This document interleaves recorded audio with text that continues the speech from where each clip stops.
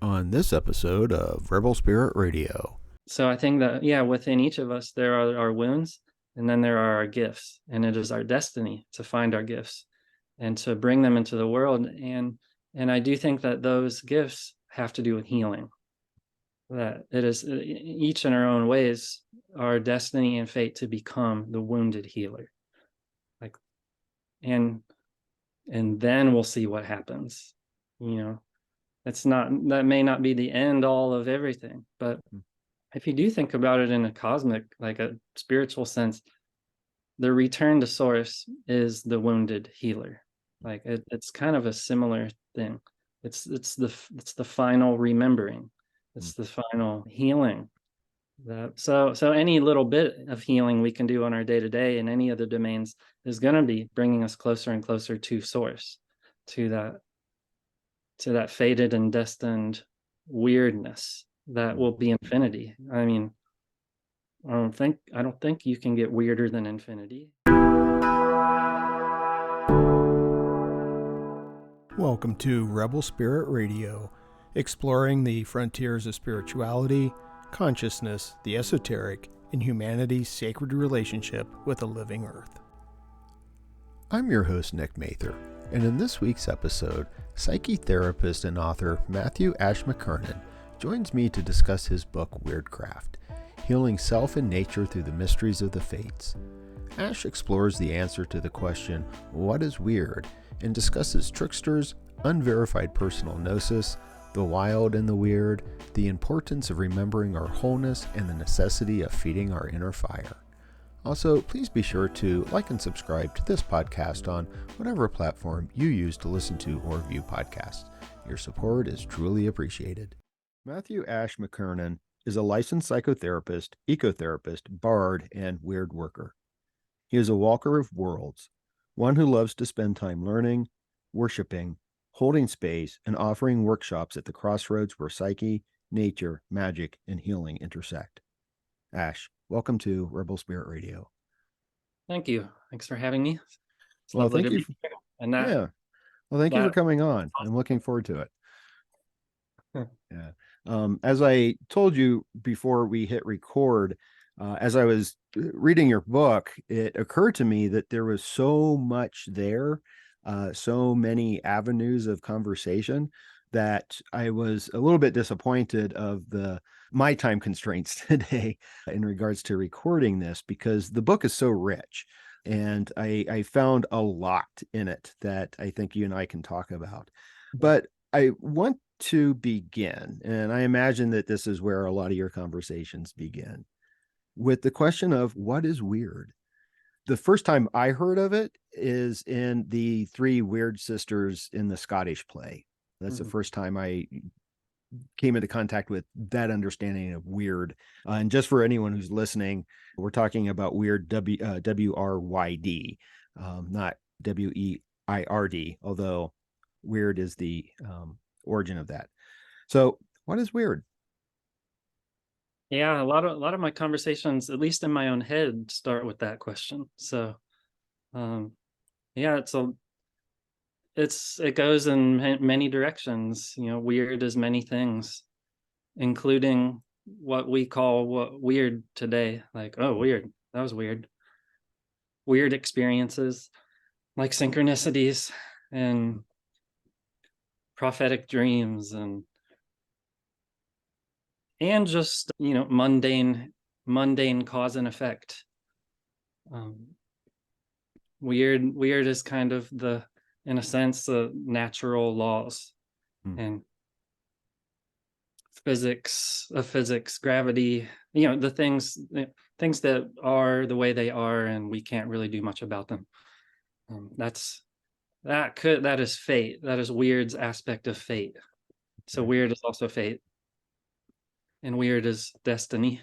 So fate may be something that's kind of unchangeable, which I think that fate is also made. Fate and destiny are the same, but destiny has more of a feel of that which we are becoming, or this thing, like this potential, our soul's potential, or our soul's destiny, in a sense, which is fated to be. It's like, so they're kind of the same thing. So yeah, weird is those. Weird is, I said, nature. Weird is, weird can be explored and seen in like processes and patterns, like waves, ripples, spirals, on multi-dimensional levels, kind of, and fractals. Fractal is kind of, if you can imagine fractal, that would be the web of weird. This web, which is spiritual and mundane. It connects mind, body, relationship, environment, soul, and spirit, and kind of all these in one thing, which has a process of becoming in and of itself, which has its own fate and destiny, and nature and magic. So yeah, weird is also magic. And in particular, we all have our own weird. So we all have our own magic. Our bodies are a gestalt of things, just like the universe is a gestalt of things. And so our weird includes our light, our shadow, our like every facet of who we are and who we are becoming.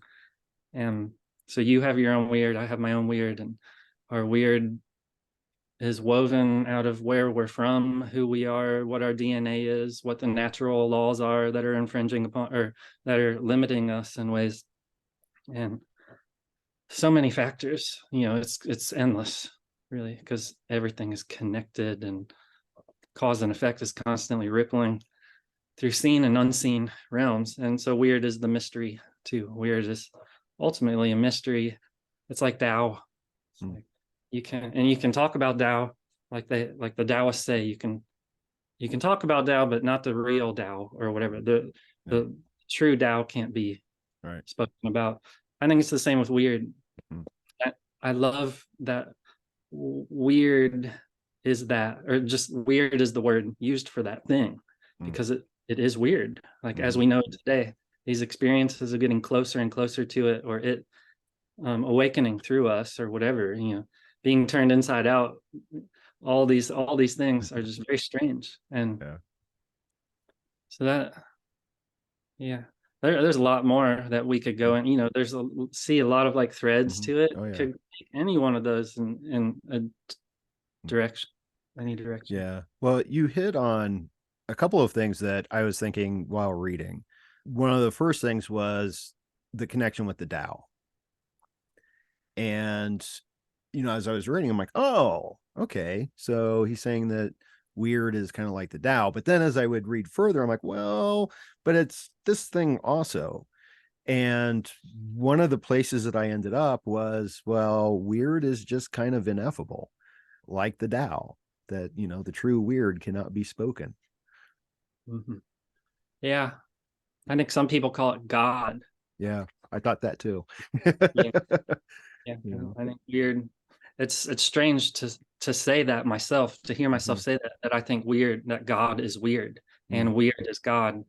But that's kind of the simplest way that I can put it for myself to understand it. Yeah. Okay.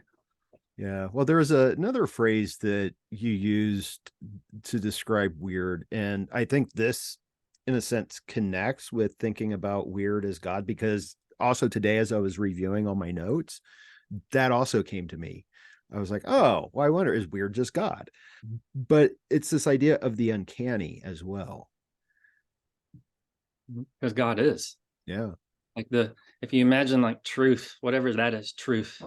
I mean, how many I'm sure you've heard, truth is stranger than fiction, or things that only get weirder from here on out, or only the weird will survive, or things like that. I think God is totally weird because it's just so different, so different than our ordinary perception, way of seeing and being in the world. And I mean, yeah. I'm trying to think of the quote. It's a Hunter S. Thompson quote, and I should know this, but it's something like, when the going is weird, the weird turn pro. That's what it is. That's right. So good.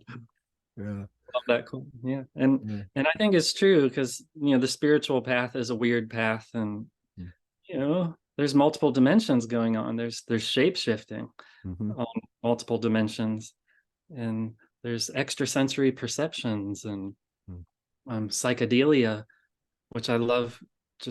I love the etymology of that psychedelic, psyche, soul, and delis or delios, or delic being revealing, or soul revealing.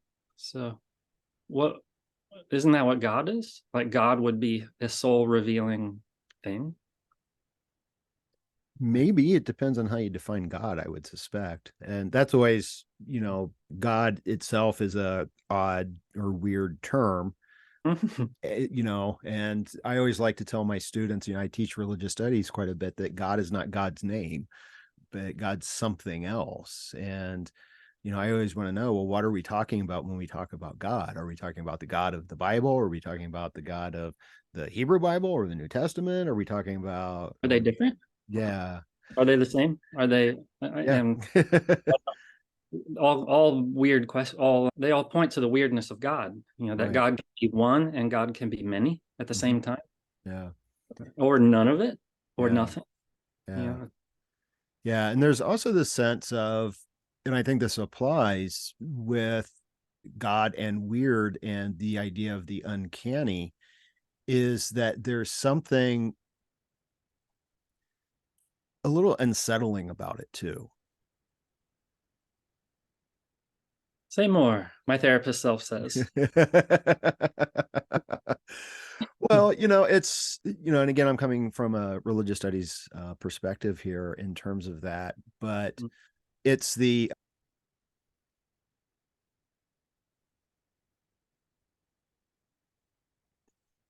trying to remember, and I know this, I lecture on this all the time. I had about 4 hours of sleep last night, so my brain's not working quite as nicely as I would like it to. The Mysterium Tremendum e Fascinans. That God is, and this can also apply to the sacred, if you want to just use that term, and maybe it'll apply to the weird, but it's mysterious. That's the mysterium, but the tremendum is kind of the frightening aspect, because it is so much other, or so other than us, other than humanity, but yet it is also at the same time fascinating. Yeah, makes me think of kind of like the way H.P. Lovecraft has described, the sacred terror, or just that thing that is so kaleidoscopically beautiful, yet it's going to devour you, and that yearning to go towards it and the fear of it at the same time. The old ones, right? It's like something that is beyond our capability to imagine, and leaving us with no footing, no ground. We're just like, well, I'm sure what it says in the Bible, stuff like, if you can't behold the fullness of God, or something. Right. Yeah.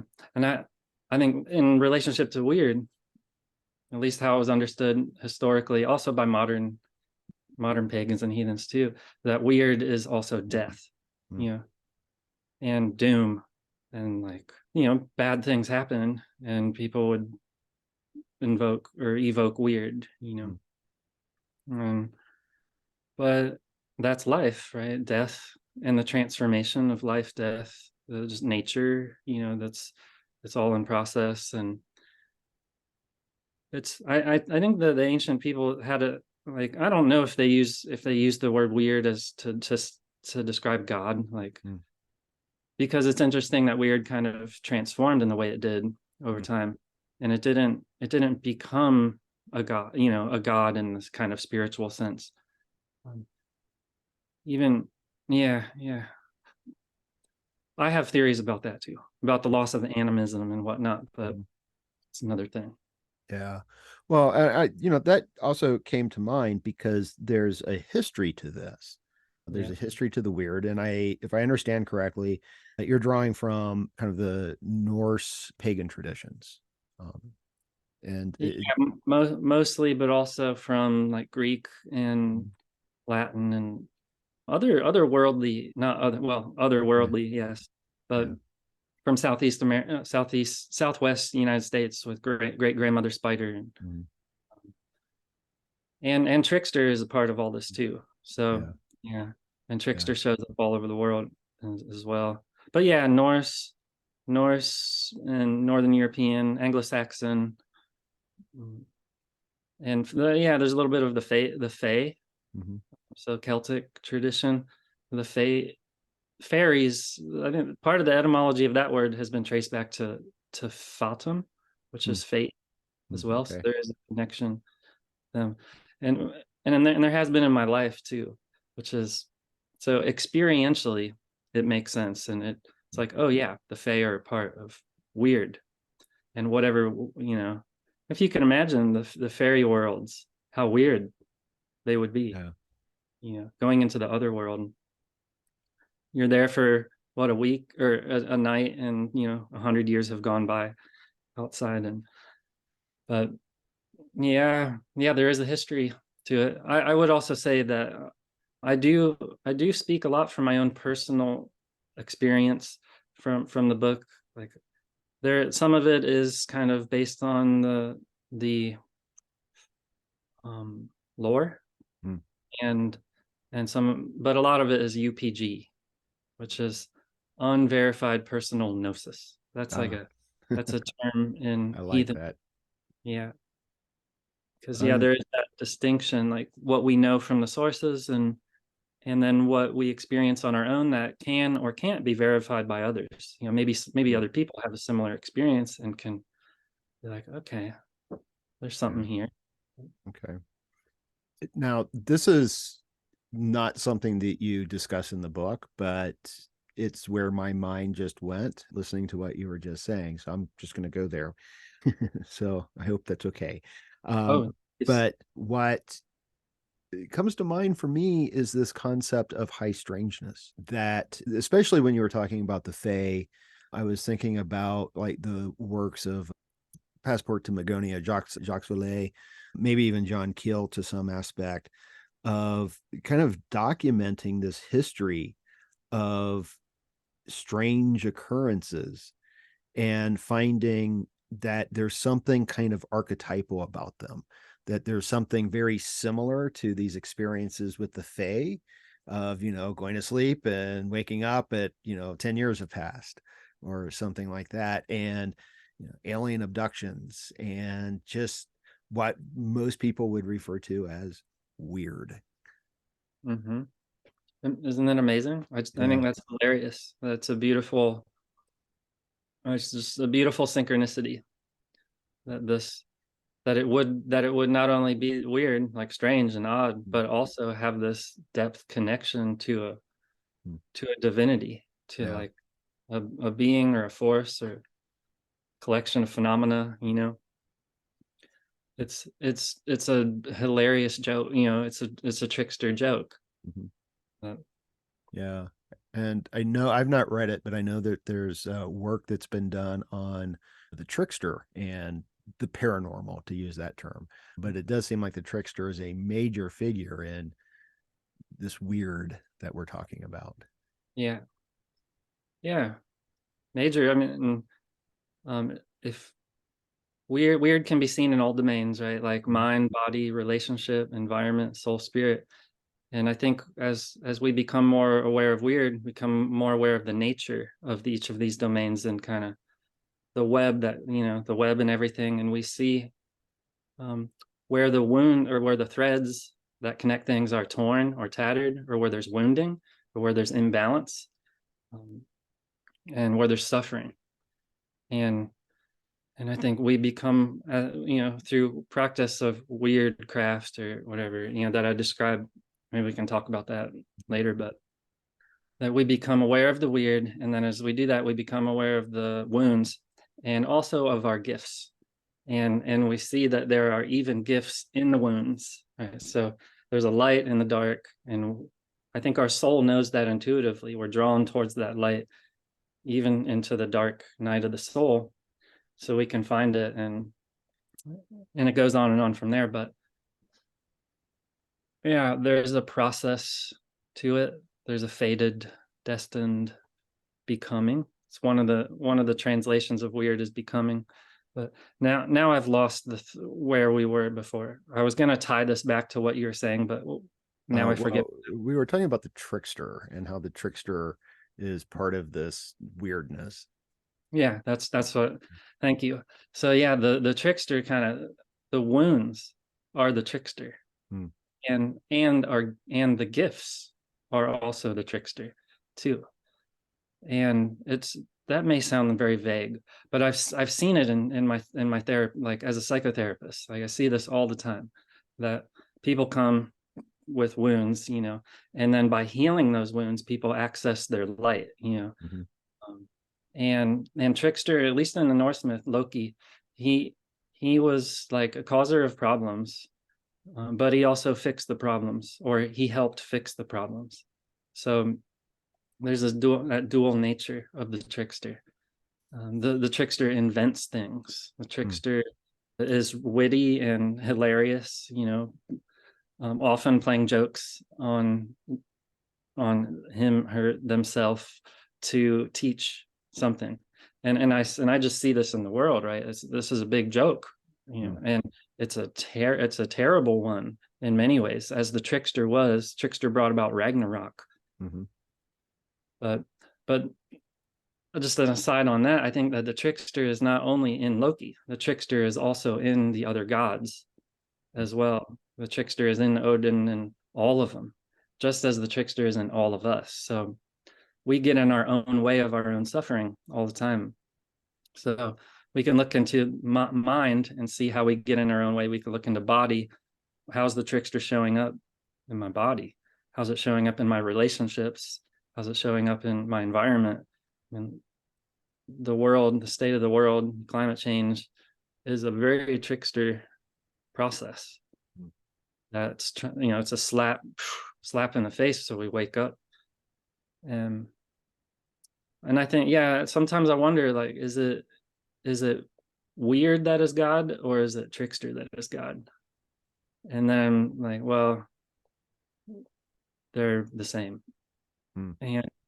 And those are just names for something that's a mystery. But damn, we want to understand it.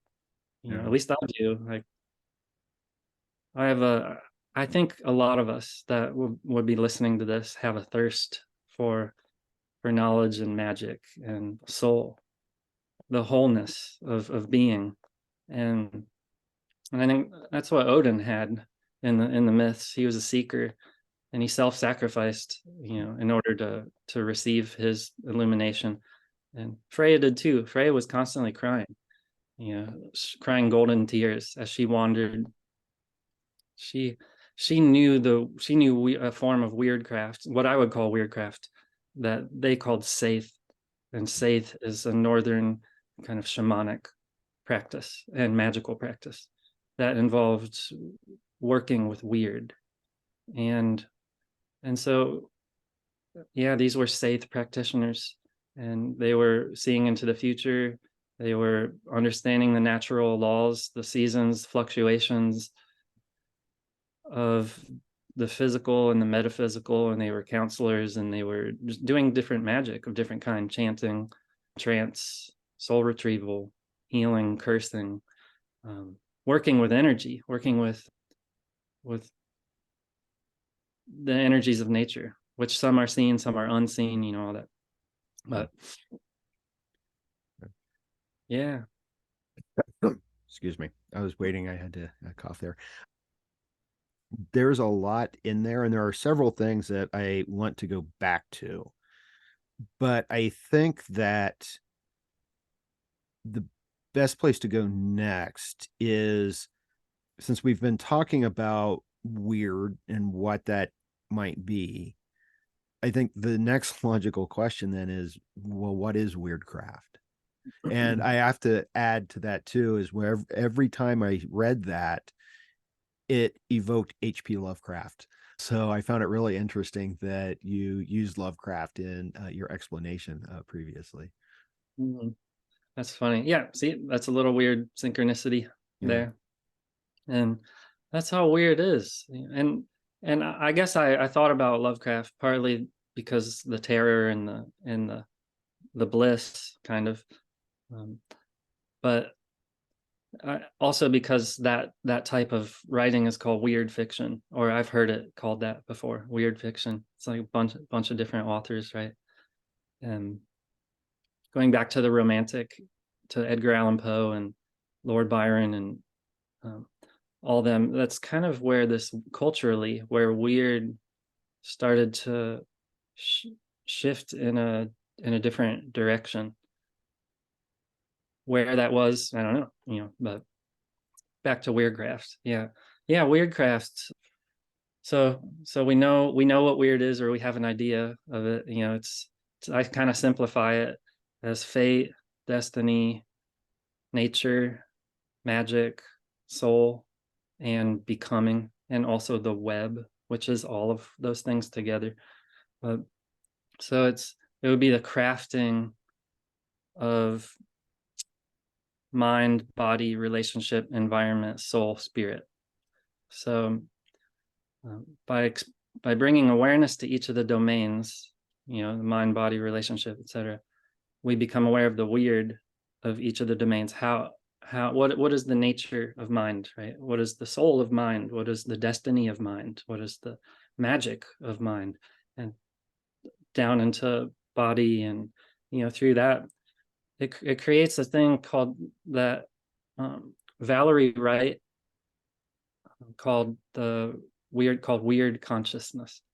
And it's kind of like magical consciousness or spiritual consciousness or ecological consciousness. I like to imagine that it's the consciousness of nature and the consciousness of the fates themselves. It's the consciousness of weird, to be, I guess, very most direct with it. But so yeah, and what Wyrdcraft looks like, it's different for every person. So everybody has their own weird, their own past, present, future, their own makeup. Everybody's a tapestry with all these different threads, and the pattern of yours is different than mine in ways, and similar to yours in ways. So yeah, there's a lot of ways to do it, and I kind of break it up into three kind of, I don't know, three threads that weave into Wyrdcraft. And this is not like, this is not law. It's more expansive than this, but psychetherapy is one thing, ecotherapy or just nature worship, and then magic, the practice of magic. And so these three, I think, also have many threads that weave them together. Psychetherapy is a lot of different things, and basically it's soul therapy. So, and our souls are, it's all that we are. It's our thoughts, it's our feelings, it's our sensations, it's our habits, our dreams, our imagination, our body, our relationships, our environment, soul, spirit. It connects to all that. So as we become aware, we start to make different choices. And I think that's kind of the crux, where it gets into the meat of it, of Wyrdcraft, is that it's about awareness and choice. And that in itself, awareness, choice, and action, that those three together, and then repeat over and over and over and over, ad infinitum, that creates, that is the crafting of weird, that changes things. And it's magic. It's a very simple form of like psychological magic or holistic magic, because it starts with awareness and choice, but it ripples out into the world and affects all the domains. And that's what magic does, right? So it can include doing magic, like actual ceremonial magic, or anybody that does magic. That is a form of Wyrdcraft, at least the way I understand it. It's all the magic traditions are working with weird, and psychotherapy is also working with weird. understanding the nature of weird through one's direct experience. And then ecotherapy is kind of finding that connection between inner and outer. I mean, that happens in psychotherapy too, and it happens in magic. They're really kind of all the same practice in many ways, because I don't know many people that practice magic that aren't also just nature lovers and nature worshipers, and who aren't worshiping soul in some way or another through a goddess or a god or ancestors or so I just kind of broke those apart, maybe for the fun of it. I don't know why. Okay, well, that's fair. But to be honest, I think Forrest wanted me to do it. That was kind of my feel when I was writing it. I was like, it didn't feel like, it felt like the woods that I was writing. Yeah. And it was almost like me asking them, okay, what do you want us to know? And really it's they're helping us return to balance. They're helping us make our way back to balance through this process that I call Wyrdcraft, that many people call many different things, but that it's ultimately revealing. It's a revealing process. It's a healing process. It's a transforming process, and a process of becoming. And there's a purpose to it all. And so when we feel aligned with a sense of purpose in our life, that's weird. That's the call of the fates. That's drawing us near, it's pulling us, saying this way. And we don't always listen to it, but we make our way there in the end. It reminds me of probably what Joseph Campbell, one of the things that he's best known for is the statement to follow your bliss. And I remember him in his interview with Bill Moyer, he noted that he used like the analogy of walking on like a balance beam. And he's like, when you're balanced and when you're not, when you're on track and when you're not on track. And so this Wyrdcraft seems to me to be something similar, to kind of hone in to this weird, to put ourselves in alignment with it, or to be attuned to it, similar to how people will say, to be in alignment with the Tao. There's something similar there, I think. Is that fair, to this kind of attunement, alignment? Yeah, that's all a part of Wyrdcraft too. That's because with awareness, you will inevitably see where you're out of attunement or out of alignment, because you'll see symptoms. You'll see suffering in some way or another. And so that suffering is kind of a guide. It's a gift. It's a trickster gift for us to help us realign, to reattune. And when we are in attunement and alignment, then we open ourselves to natural wisdom, to nature's consciousness that is given to us, almost like breath, like the tree is breathing out and we're breathing in, and we are breathing out and it is breathing in. It's like we both want the same thing. The tree and us want the same thing. We want to return to source, become one. And so that which you are seeking is seeking you. It is so weird.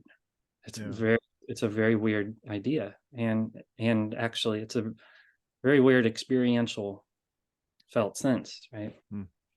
When you feel that, it's like it's remembering, right? It's like, oh, I knew that.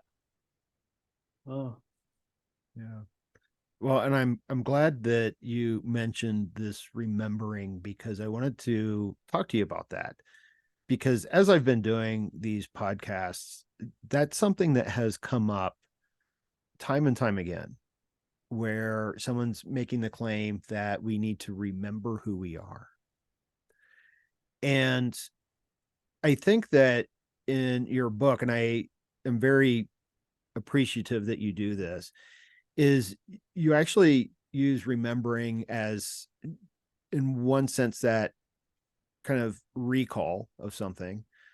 But the way that I've been thinking about it is as remembering that we have become split, that we're kind of, and this, I see this as part of a initiatory process as well, almost like a shamanic process, where the shaman is often in their initiation sort of symbolically torn apart, and what they have to do is remember themselves. And I was wondering if maybe you could speak a little bit more to that, because you do talk a lot about this fragmented world that we're in, and that we need to remember ourselves because of that fragmented world. Mhm. So I was wondering if you could talk to that, and then maybe also what would that look like in this Wyrdcraft?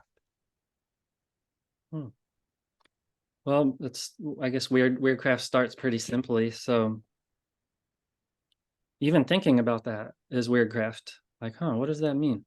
Because already the gears start turning, and the integration is happening at that moment. It's like I'm even imagining it. You're imagining these parts and feeling into that, feeling them all coming together, or the light of awareness shining on all of them. Or but yeah, remembering our wholeness. I think that's, in a way, that's what nature wants to do through life itself. And human beings are not separate from that. Everything's one. So we get this opportunity to remember who we are as source, who has kind of projected itself outward and into a lot of fragments.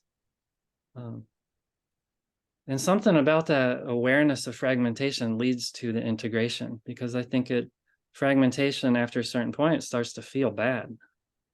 And that draws our attention to it. Like, oh, what's going on? Okay, what do I need to do to feel better? And to find balance, which is the wholeness again. That wholeness is a type of balance, because you're feeling you are whole. You're your whole being, and you is more than who you are sitting in that chair, and me is more than this. So it expands and deepens into something that is weirder than can be imagined. And there's a lot of ways to do it. Again, psychotherapy is like a way to do it, by doing inquiry. Just, why do I do that thing? I'm like, my relationship is bad, or why is that happening? Usually it will lead to some awareness that, I need to do something differently. I need to make a choice. And it may be a scary choice, but it's a choice that will help one to find their gifts, to move in the direction of their magic and their becoming. And yeah, I think another thing about Wyrdcraft is that everything is magic. Like the mundane, there's no difference between the magical and non-magical. There's no such thing as the non-magical. If you look at it from this holistic thing, where fate and destiny and magic and soul are kind of one, and they are all one in Wyrd. So that remembering of self, that's healing, right? So I think that any healing practice is remembering in that way. And when we remember the parts, we remember our who we really are, and not only and that is us, right? It's more collaborative. It's less, there's less competition. It's like, we're all in this together, and we're all a part of this. Like we are all complicit in our own self-destruction. We are all the trickster. And how will we choose to be the trickster? Do we want to be the unconscious trickster, or do we want to be the conscious, like, playful trickster? Or anyway, we have more choice than we like to admit. And I think maybe that's what Lovecraft was referring to the whole time. That terror that he described, that cosmic terror, is just simply responsibility. Mm. Who Yeah. knows? Yeah. You know? Well, responsibility is terrifying. That's for sure. Yeah. Maybe it was love, right? I Yeah. think they're the same in the sense. Yeah. Yeah, love and Yeah. Yeah. It's very difficult to open ourselves to these things, I think, a lot of times, that because there's a vulnerability in it all. And I think that vulnerability elicits a lot of fear, you know. There's a lot of post-traumatic stress Yeah. that's been passed down for thousands of generations, you Mm-hmm. know, and we're seeing it, like the effects of it. It's not addressed. It compounds. It just like it goes exponential. It spreads. I mean, I don't know if that's true, if it actually does grow exponentially, but it seems like we're headed towards a Ragnarok. Yeah. But I do believe that we have a choice how we want the Ragnarok to unfold. Hmm. Do we want it to unfold around us in an apocalypse, like we've imagined in movies and all that stuff?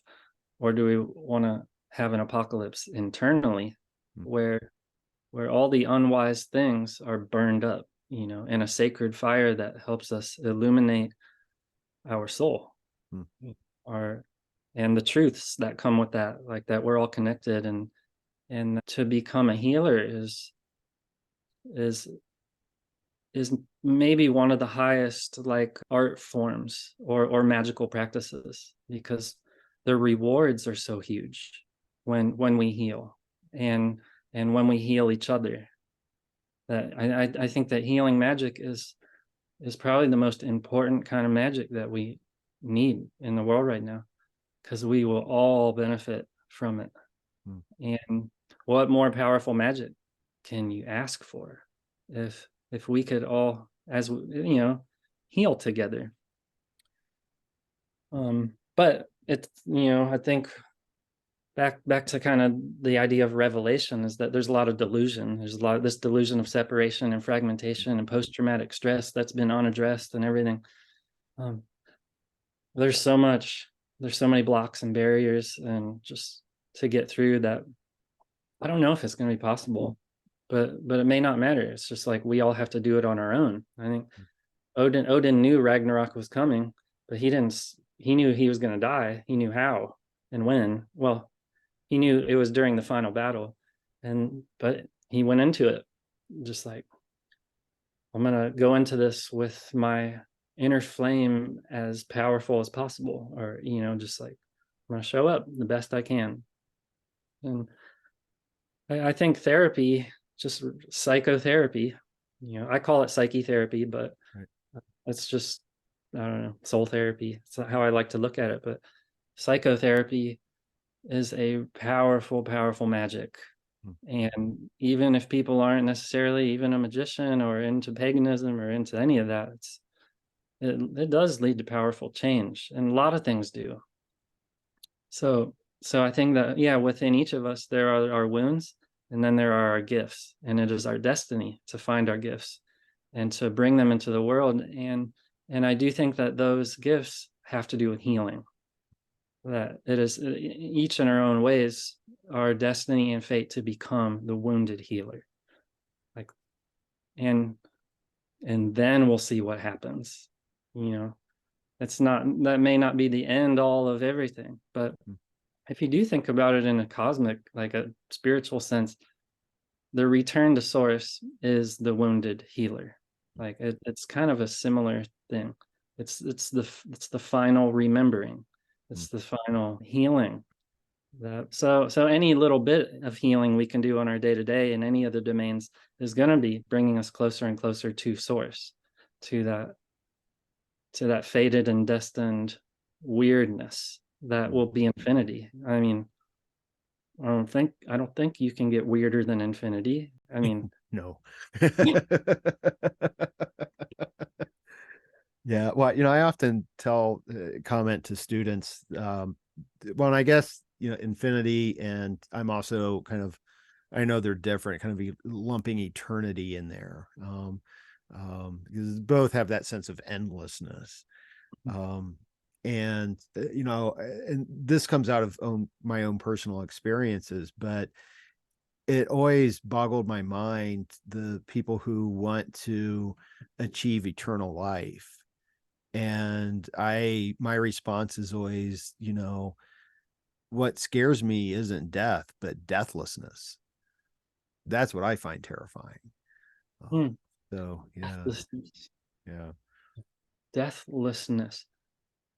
So I'm curious why that is terrifying. Like, yeah, what does that mean? And why are you terrified? The idea of just the never endingness of being, I suppose, or the never endingness of my being. I'm okay with Nick not being, and the spirit merging into greater spirit. I'm fine with that. That's okay. But this idea that what I think of as me, is going to exist throughout eternity and never die, that just, there's something in it that really I find unsettling. Uh-huh. I What mean, would happen if you go ahead. I think that it's one thing is, what would you do? I mean, if you have all of eternity, at some point it's got to end up being just tiring of existing. You would be, right? Well, You wouldn't necessarily do, yeah, but you would be. yeah. Well, I being is okay. Being me for eternity is not okay. Yeah, it probably won't happen. Yeah. I don't think it will. I don't think it will. But anyway, I was just commenting on where you kind of ended with that. One of the things that I've been thinking about, and I was thinking about this again when I was reading your book, is that this idea of the weird as being that fire within us. And I think we all have a fire, but so many of us let that fire dwindle down. And it seems to me that Wyrdcraft is in many ways fanning the flames of that fire, so that we can be truly authentic to who we are and what we're meant to be. And what the connection I was also making with that is with wildness, in the sense that, Thoreau commented that in wildness is the preservation of the world. And I was thinking about that. And he wasn't talking just about wilderness. He was talking about the wild within us as well. And so I was making that connection with the wild and the weird. Yeah, I love that. Becoming aware of our own wildness within us and realizing that we are nature, right? Yeah. That the wildness is within us. There's storms happening within us. We can become beasts, and I don't know. We have our reptilian brain, I love it. Yeah. And the idea that it's a wilderness to be explored too, that it's the outer wilderness and the inner wilderness. And that through that exploration, we find things. We seek and we find, and that being the soul's journey, I guess, to seek and to find. And yeah. Well, it also seems like, given the situation that we find ourselves in, with this multitude of ecological crises, and what you've pointed out, and I know some others have as well, is that what we're seeing out in the world is a reflection of our own inner illness and our fragmentation of living in dismemberment. But it's also, I think, not allowing for that weird flame to blaze. And so it seems like we have a individual responsibility to fan the flames. But, and this is something else that I thought was really important that you noted is that while we can focus on ourselves and our own weirdness, we are also always doing so with the larger community in mind. You wrote that two things I've got here, because we are all connected. True self-care is collective self-care. Mm. And true individuation does not occur at the expense of the community, but rather for the benefit and empowerment of the community. Mm-hmm. Yeah, because we're all in it together. We're all connected. We're all nature. Yeah. Well, And, I have conversations a lot where, and this is often with students, because they want to know, well, what can we do? What can we do? Because so often it seems like what the individual can do is so small. And the answer that I give them, I think, is in a sense the answer, or it's at least in alignment with the answer that you give, where I always tell them, be your best self. That's the best thing in the world you can be. Be your best self. Mm-hmm. And I think I'm equating that to this idea of individuation.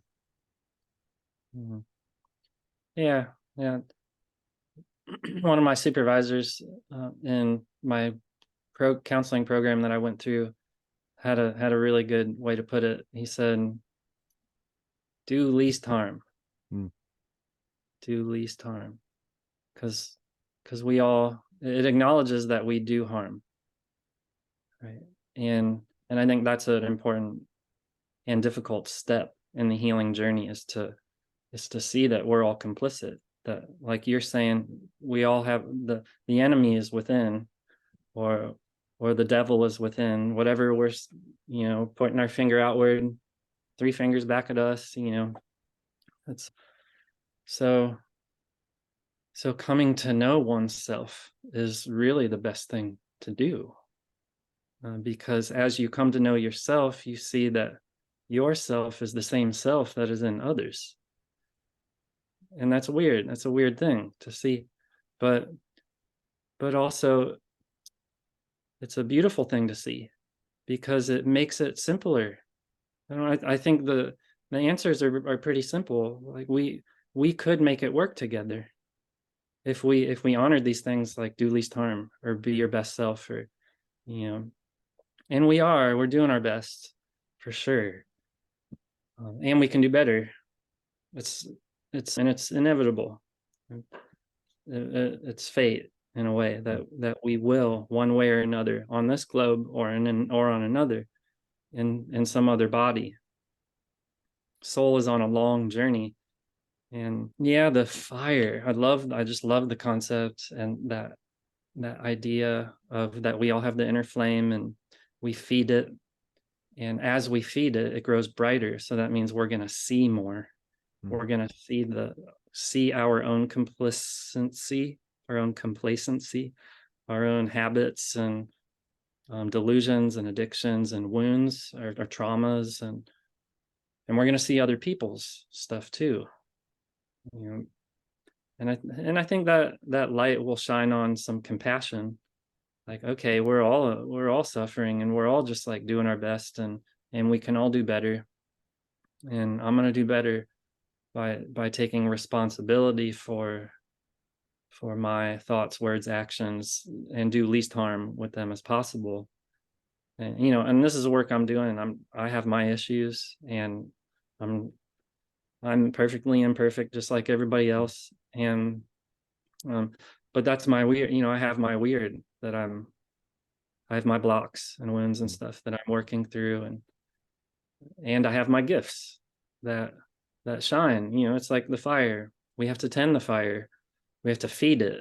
And so the things that we can feed it are our addictions, our delusions, our fears, and so many other things that aren't serving our higher self, or aren't serving the self that we all are, which is connected to the earth, the self of the earth, and the self of the cosmos.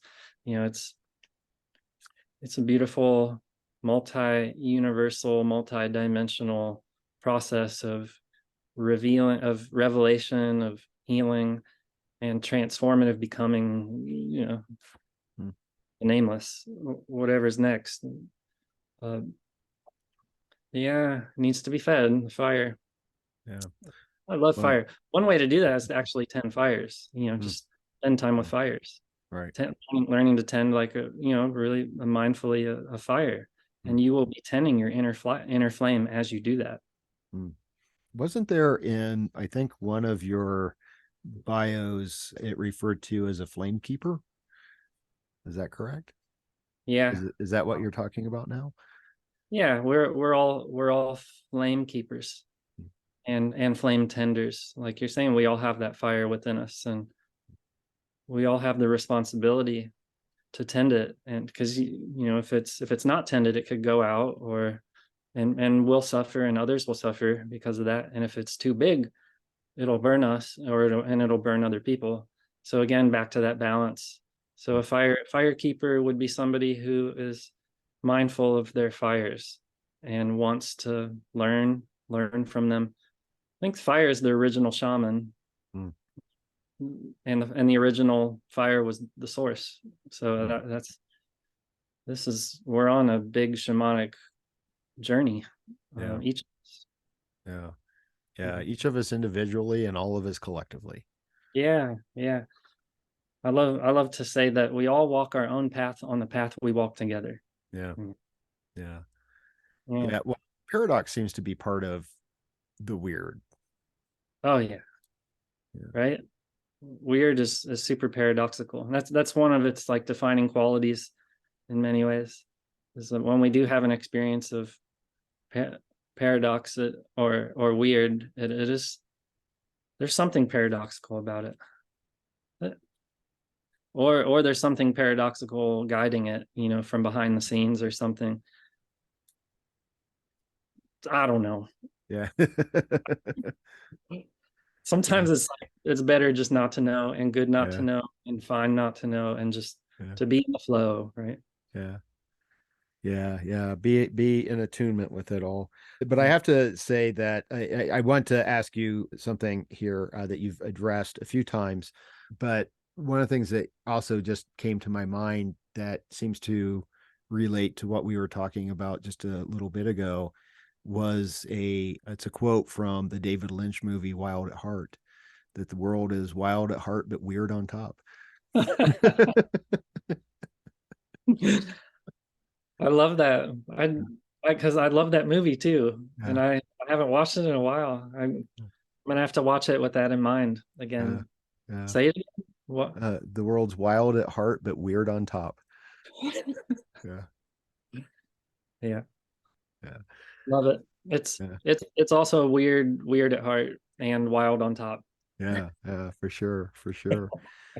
So I wanted to ask you if you could maybe say a little bit more about magic, because you have mentioned magic a few times, and this is part of this weird triad that you've kind of laid out for us.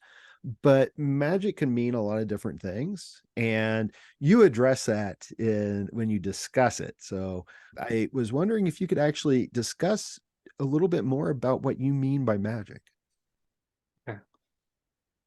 Well, like weird can go in a lot of different directions, and for one, magic is weird, and weird is magic. So it's a being. Like it's a force, it's a phenomenon, it's in process. There's mystery to it, and there's some stuff that can be known and practiced. Magic, I've just been loving this feeling of relating to magic as if magic is a being. And well, not as if. Magic is a being. There's a beingness to magic, and I don't think I'm saying anything new by saying that, because how many gods and goddesses associated with magic are there in the world? A lot. So some might say, oh, Caradwen, like that's magic, is Caradwen. I call magic Caradwen, or just it's kind of the consciousness of magic or something. Or the way, the weird of magic.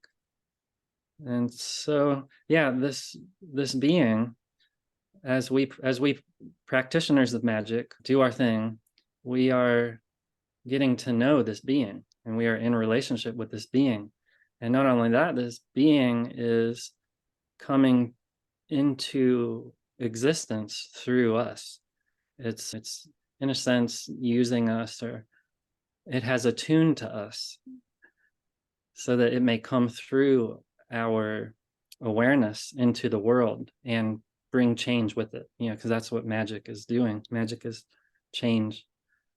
It's kind of willed change, but also natural change. I think the universe is magic, just as weird as God, magic is God, and all those terms can be used interchangeably so much that it can be dizzying, it can, but surrender. I don't know. That's and to the fear that you were talking about earlier. What would happen if you could surrender to that fear? So magic is a type of surrender, in a way, to this being that is coming through us, and not only that, coming to know itself through us. Because just like the tree and I want the same thing, to return to source, I think magic wants to return to source too, and magic needs us to do that. And we need magic to do that. We're in it together. So that, back to the phrase, that which you are seeking is seeking you.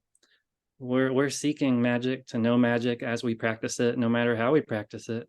And I think that simple choice and awareness is magic, that this being is coming to know us through these practices. We are coming to know it. We are merging together eventually. Well, at some level, we are merged. That's something we remember, like, oh, I'm magic, or I'm source, or I'm not me. It's, I guess, varying layers in that. But yeah, and magic is a feeling too. It's something that, it's an experiential reality. It's a phenomenological thing that can be explored and tested scientifically, up to a certain point, and it can be wielded, and magical feels like wonder, and it feels numinous. It feels terrifying, big. Makes us, well, it reveals things to us. It shows us that we are nothing and everything, and that God is one and God is many, and that nothing is real. And I don't know, whatever truths we need to see, that, yeah, altogether can be dizzying. So magic is I guess probably best done when there's some guidance involved, something to help keep it, well, contained. I guess containment is a big part of magic. How do we contain it? How do we let magic shape us? And how do we shape magic? Like it's a dance, kind of. And then what comes through in that dance is a creation. It's creation of what we will, if we're conscious. It's also a creation of our unconscious can come through and be created. And that's what happens with Ragnarok. When we are unconscious, things don't go so well, and we will call that fate. Like, oh, fate. But if we become conscious, then we call that destiny, and we can choose. And yeah, that's magic, choice, and change, and this being. Like, I like to call that being weird sometimes. I call it other things at other times too. But weird just seems like, again, it's like, I find it to be a really good word for magic, and or for that being.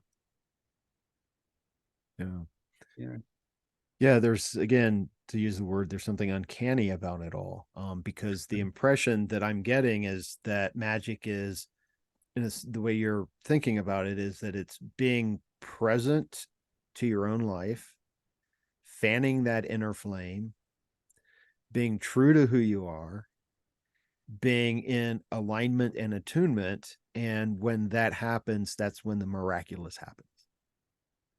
Yep. Beautiful summary. So concise. That's a good formula. Okay, good.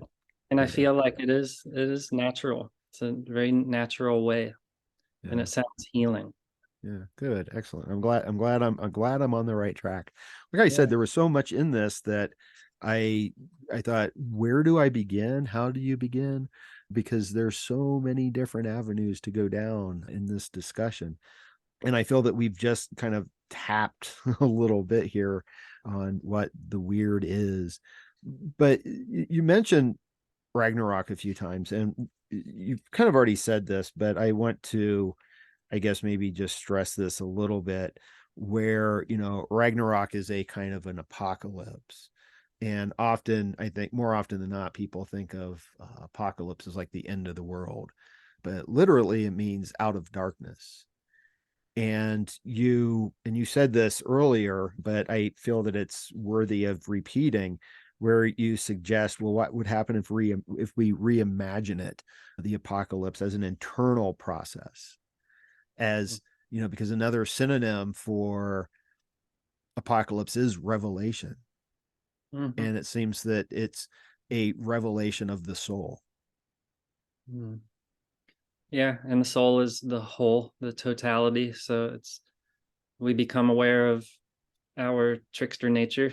We become aware of the way that we get in our own way and cause ourselves trouble.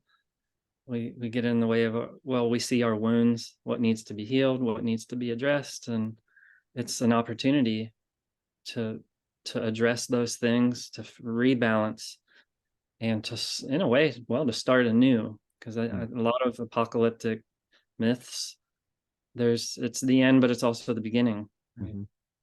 So imagining that on an individual and an internal process, it's alchemical, right? Mm-hmm. It's like there's the dissolution, everything goes down and it does its soupy thing, and it congeals and burns and does it's not comfortable. As we become aware of the wounds and the issues, that's why a lot of people don't go to therapy. Well, one reason, but finding out that therapy is actually a really wonderful container for holding the alchemical process. The back to the kind of guidance, in a way, just like magic is helped out with a lot of guidance and structure and stuff. Therapy, same thing. To have a guide, have someone there to just help witness and contain and do whatever else a therapist does, or an elder or a ritual guide, or like a wise friend, or anybody really. But so the guidance to how to facilitate an internal apocalypse, how to let go of that which needs to be let go, that which needs to be burned up in the final fire. And you could say, oh, it's ego. It's like our ego self or something, or it's delusion or whatever it is. So rebirth of something new. The seed, there's a seed that is fertilized by all that stuff, which is dissolved and congealed, done its thing. And that seed, that spark, that new life, new love, new ways, new rays, new days, all of this potential within each of us. That's our magic. That's our healing magic. Like as each of us learn to become a healer, and we can all do this together. I could come back to that. It sounds cliche, and it's maybe cliche has become, or maybe a happy ending has become cliche or something, or so many people fear that it's not possible or something. But it is. I've been in communities that work very, in diverse communities that are learning to live together and grow together and heal together. I've seen it. I see people healing every day, and I can see the ripples spreading out into the world. And I see that internal Ragnarok. By doing it internally, it's avoiding the external one. because we're making new choices.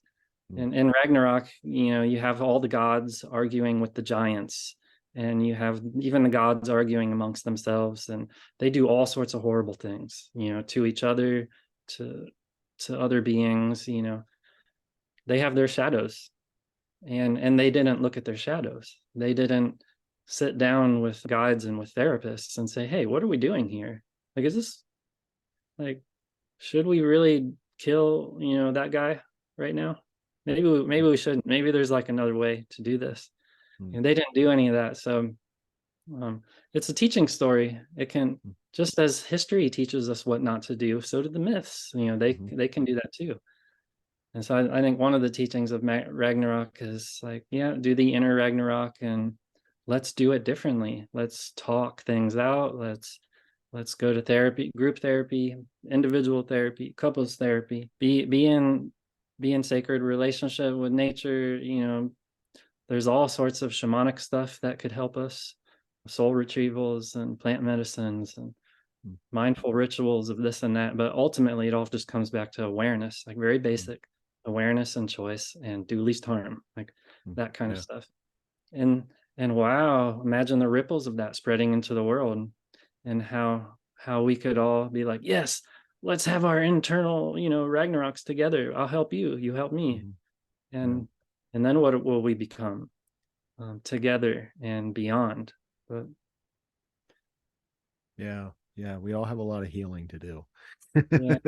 yeah. So let me ask you this. We're gonna have to wrap up here, unfortunately, because I have other pressing things coming up, but it sounds to me like you're hopeful. Yeah, I can feel that, as I'm talking about it. And I think that's a part of that flame. Like, I think when people feel their flame, or when people feel hope, that is their flame. And how do we feed that? How can we tend that and not let it get out of control, like too hopeful, because that can be, right. There's a balance to everything. And I do have a lot of hope and a lot of grief. It's hard. It's hard to be a human, and a lot of people have it like, there's varying degrees of hardness and challenge, and everybody's experiencing their own thing. And wow, that can be overwhelming, just to even imagine what some people are going through right now. But it can also somehow reveal something to us, like, oh, that's happening. I don't want that to happen. What can I do in my life to, be the change you want to see in the world? Like some idea of that, that the ripples start in the center and go out. And I have a lot of hope from that place, because I think being a therapist, thankfully, I do see change, and I see beautiful things, magic. I see magic coming into life. I see people's eyes. I see the flame, and I can see it in people's lives, and I guess together we learn, oh, what can we feed this with? What do I need to see? What do I need to heal? And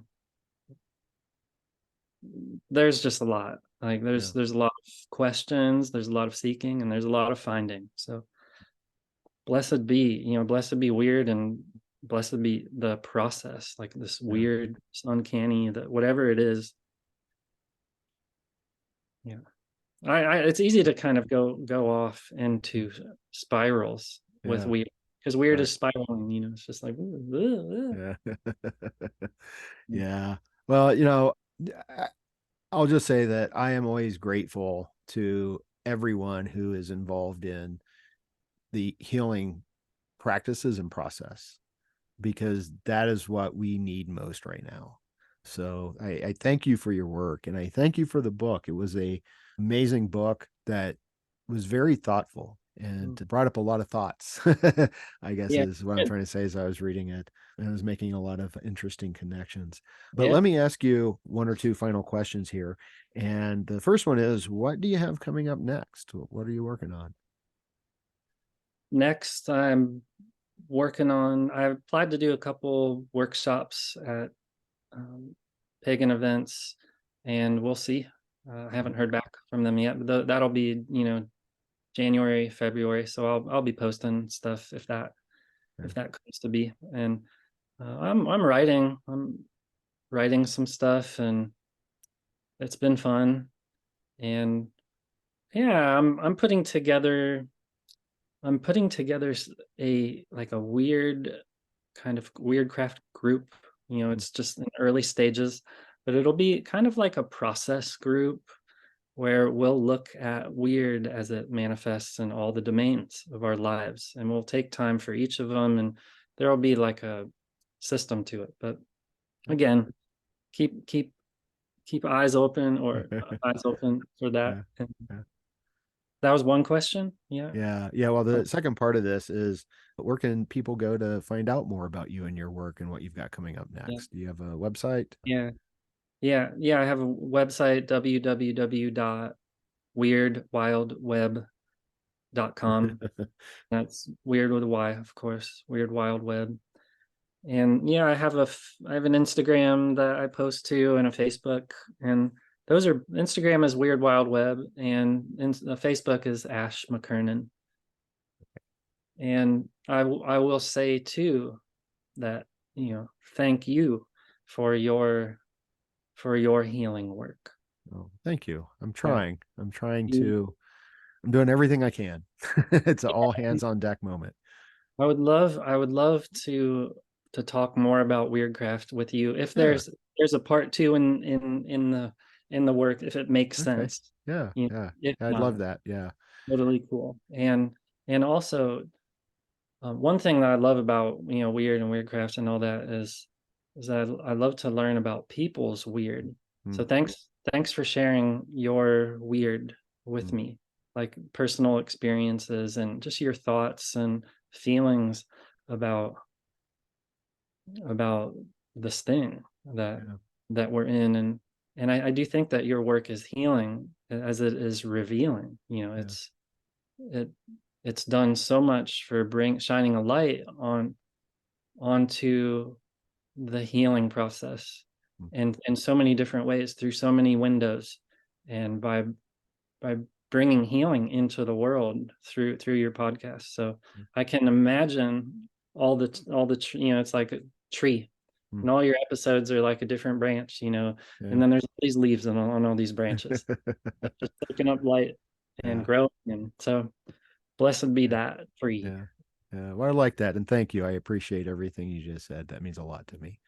So well, unfortunately, I do have to end this, Ash, but thank you so much for your time and for the conversation. It was very rewarding and enjoyable, and I do look forward to keeping in touch and speaking again. Yeah, I look forward to it as well. Thank you.